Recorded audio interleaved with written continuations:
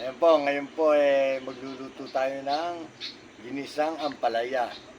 Aanihin na po natin yung ampalaya ni Kuya Jay. Ayan po. Ayan. Ayan, sariwang-sariwa po yan ha. Wala po akong ginamit na pataba dyan, kundi ang sariling lupa lang niya. Dahil ito po, napitas na po yung ampalaya ko. Ito nga po, ang laki, ang taba, oh. Tamo po. Tara na po, magluto na po tayo. Ayan po, umpisa na po natin ang pagluluto ng ampalaya.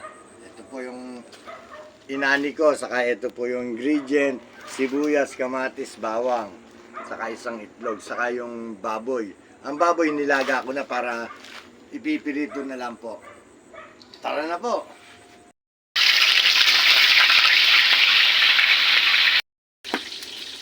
Ayan po. Wow! Sariwang-sariwa po yan. Ito po, pirito na po. Ano na po natin ang bawang, igigisa na po natin. Siyempre, palalabasin lang po natin yung mga aroma ng sibuyas, bawang, kamatis.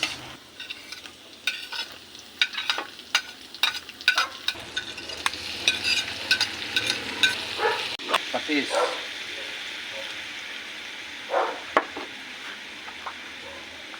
Siyempre, yung baboy.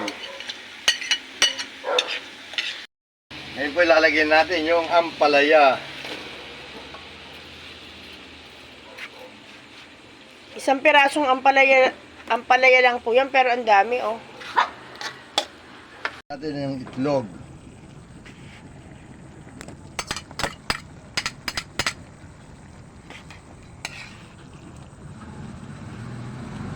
Luto na po yung ampalaya. Ngayon po, ikakain na po tayo. Tara na po.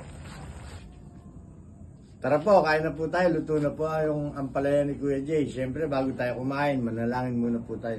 Lord, maraming salamat po sa biyayang binibigay niyo sa amin, lalo po sa buong kalakasan ng aking pamilya, siksik at liglig. Maraming salamat po. Amen. Tara po.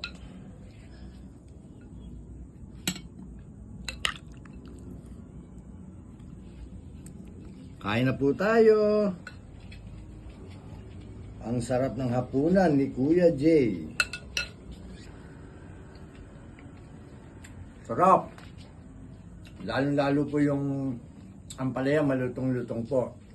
Tsaka una sa lahat po, yung ampalaya natin, hindi po natin nilagyan ng pataba, basta sariling ano po niya, lupa at dilig-dilig lang po.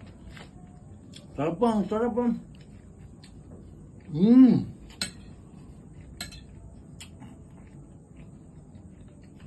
Pagkasarap-sarap talaga. Yummy, yummy.